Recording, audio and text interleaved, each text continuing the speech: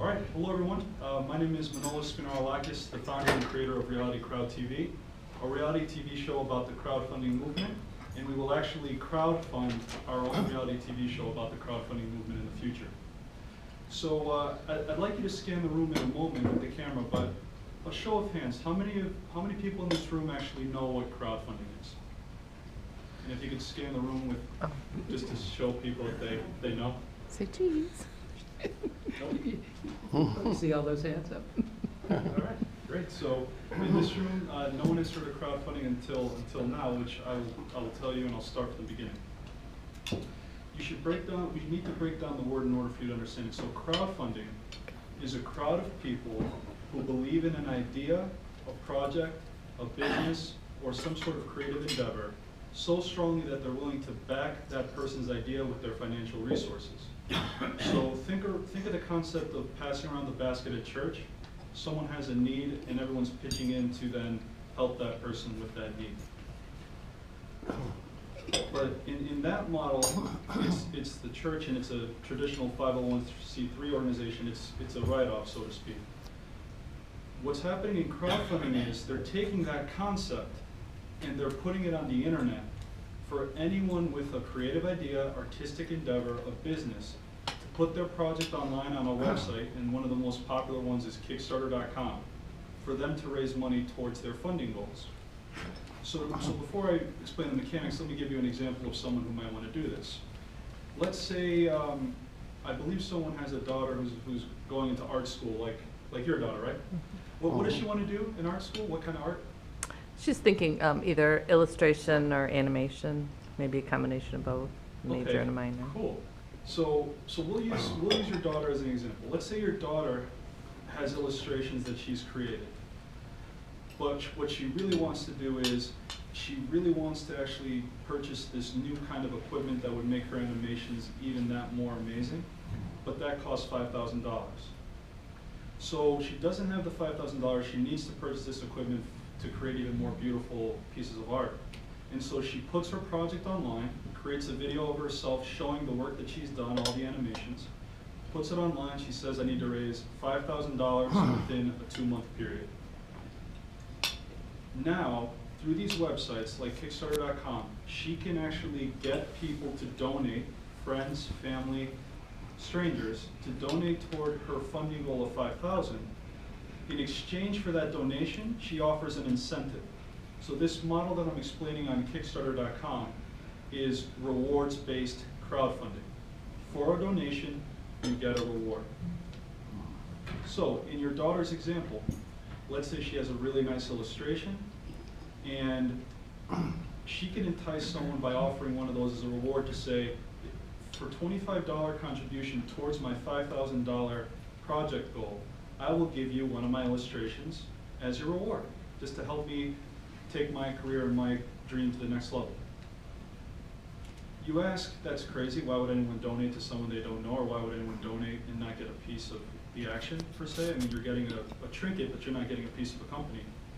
Since 2009, Kickstarter has funded 55,000 of these types of projects by 5.5 million unique contributors, and they've raised $960 million. This isn't a joke. This is happening, and it's happening regularly, and it's accelerating. This Kickstarter website is one of the websites that do this, but as a whole, in 1 year, in 2013, the whole industry has raised $5 billion, because there's hundreds of websites. So the whole industry has raised $5 billion in this crowdfunding market. In 2009, it was only $1 billion. 2013, $5 billion. Accelerating, it's becoming mainstream. It's starting to get better known. So the government takes note of this, and they say, my God, if it works for donations, can it work to help spur small business growth? And that's where I come in, because I got so excited once I saw this press release come in from the Securities and Exchange Commission. I'm sitting in my cubicle, press release comes into my inbox. I usually never read these things, but for whatever reason, I read this one. And what the Securities and Exchange Commission said is, let's try to put rules in place that are workable in order to make this happen for small businesses to post their business online and raise capital to expand their enterprises. And these rules on October 23rd, 2013 were as a result of a law that was passed called the 2012 Jobs Act. So a law was passed in 2012 called the Jumpstart Small Businesses Act, and it had provisions for crowdfunding, Title II crowdfunding and Title III crowdfunding. And this particular release did something amazing. So I'll just go back in time for a minute to tell you what it did, but you have to realize what it changes. So in 1933, the Securities and Exchange Commission essentially said, you have to be an accredited investor in order to invest in a private company.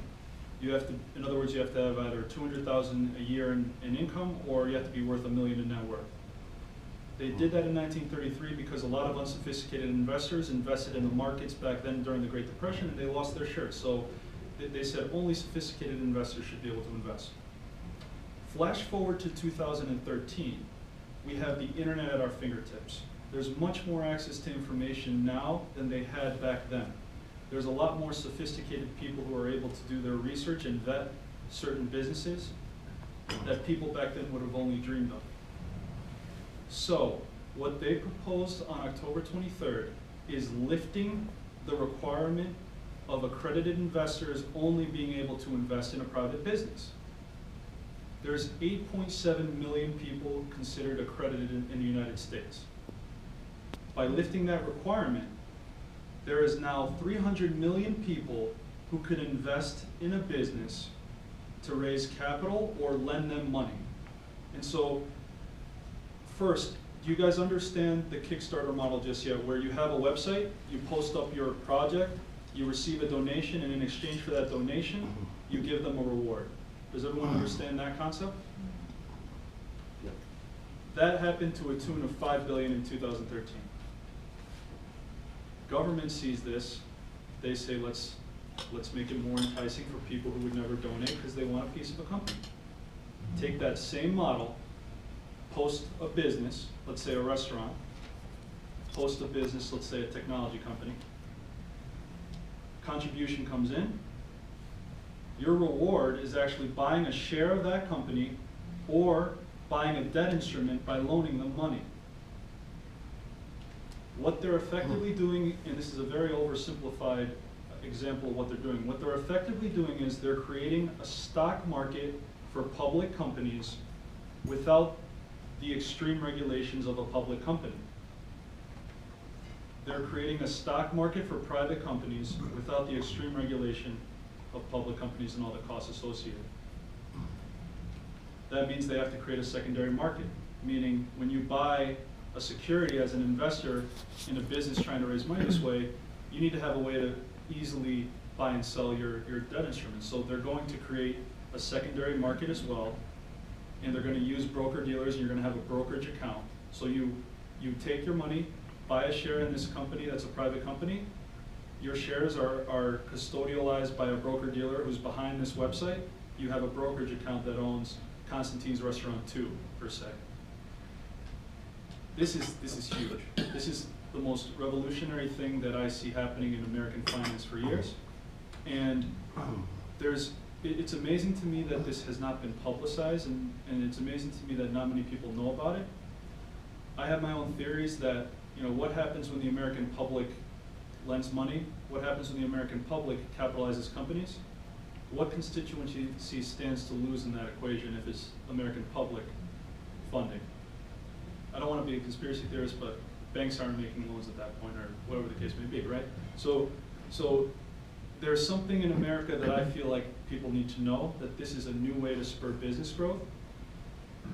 It's not going to be easy because the rules that the SEC released on October 23rd were 585 pages of regulation. So there is government involved. The SEC's role in their oversight has expanded greatly to find a way to get this done.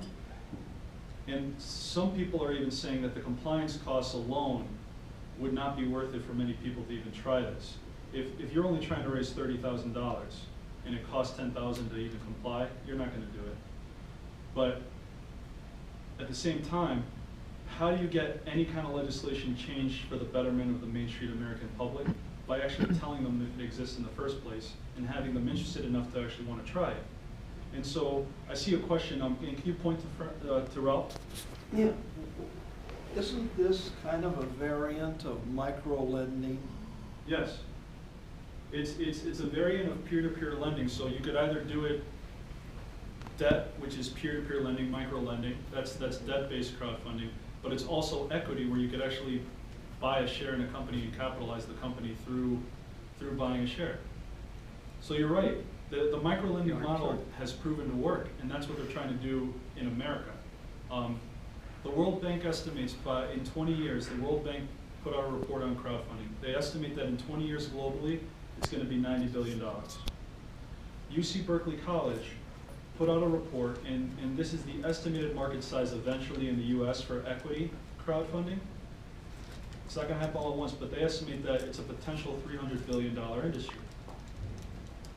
And all these amazing opportunities for entrepreneurs are out there, and I'm speaking with the small business development centers. They're not prepared to educate people. I'm speaking with SBA and SCORE. They don't know much about this. So what we're trying to do with RealityCrowdTV is really to create a company that gets through the American public. So when people hear reality television, they automatically say, oh, Kim Kardashian, that's BS, whatever the case may be. But the mission of my company is how we operate, which is to inform, educate, inspire, and motivate entrepreneurs worldwide to start small businesses through crowdfunding and to provide them with a blueprint on how to crowdfund. So we're creating a show that's going to be educational.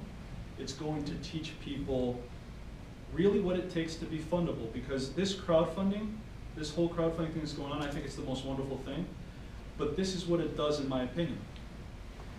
Crowdfunding directly from the American public gives people hope. Hope leads to action, and action is what I hope leads to education. Because ultimately, whether you're trying to get funding from a bank, whether you're trying to find a private investor, or whether you're going to do crowdfunding, really what happens to get fundable is you have to learn how to be an entrepreneur. You have to learn business skills. You can't just be a highly technical person and suddenly jump into business and think everyone's going to want your product. If people don't know about your product, if you don't have marketing, PR, social media, if you don't have a good business plan and you haven't thought something through, our show is really going to teach people what it takes to be entrepreneurs. Because in America, there is a certain population in America that's lost hope. And they're not bettering themselves, they're just simply satisfied with the lot that they're in. And it's a depressive state for a lot of people. Some people are satisfied and happy, but there's a lot who's just given up. And what I hope crowdfunding does is it gives people the opportunity to really realize that success comes with hard work, and success comes with learning the right skills. And if we could teach these people the right skills through this mechanism of crowdfunding and get them excited to believe that they could actually do something with their lives and create something, a business, an idea that they've always had, that's what this show is about. And there's a lot of questions I'm sure you have about the regulation side of it, but I want to tell you one thing first as what's applicable to Rotary right now. I met with the Kiwanis Club on Tuesday of Danbury. It was my third time.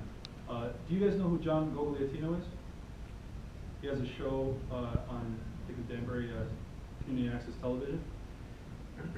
He's invited me back for a third time, and what they've essentially said was, we would like you to help us with our May 2nd fundraiser for the Kiwanis, which is a breakfast they do to raise money for the schools. But the way that they do this is they have 2 sheets of paper, an advertising page, and a buy a table page, and then they have to meet in person to sell the actual, the ads to raise money for their events. Crowdfunding can be an easy way for them to easily put it on the internet because it's only internet-based crowdfunding. So I'm helping them create a crowdfunding campaign for this May 2nd event, in which is now going to go all over the internet and broadcast on social media and make it easy for people to pay online, and it'll go directly into the Kiwanis Foundation, whatever the case may be. I'm doing this pro bono with them because I need to prove the concept that this works. It's also new that I need to help them do it pro bono. I'm not charging them anything. And so that's what crowdfunding can do for you now outside of the equity. I'm saying as an organization for Rotary, it's a donation-based funding platform. You guys can use it just to increase your reach outside of Connecticut. because social media is global. You post something online, someone sees it, they like it, maybe you're sending it to a Rotary Club in Texas, and they're like, oh wow, this is cool, yeah, I'll donate to their fundraising campaign. So if you guys want me to help you in that, that's what I can do practically now, but I wanted to just make you aware of what's happening, because there's really an amazing thing happening in America, and no one knows about it, and I'm upset that no one knows about it. And another, can you point the camera to our friend Rob? Another question. Yep. Terry reminded me of this. We're thinking of a photo contest. Is this applicable to this contest as a fundraiser? Photo contest? Photo contest. What kind of contest do you mean when you say photo? Can you explain that, Terry? Yeah, it would be an Or- online photo contest where they would submit photography in different categories. And we figured that they would $5 to $10 per entry, and the ultimate prize would be first, second, third, and a grand prize, which would be a digital camera. And if we had enough entries, we would do rather well. But we don't know exactly how to publicize this. We had a photo contest once before, and it was jury. And what we did was we had to make a lot of display units that was really, really a lot of work. And then we had to go through all the pictures, and then we had to get them all back to the photographers. And ultimately, in the end, we really didn't make any money on it. It was a great program. It was really classy, but tremendous amount of work. Now with the net, it seems to me that a photo contest would be an ideal thing for the net. And if we had enough entries, I think we could do very well. But then, how do you publicize such a program? So you know, I'm going to give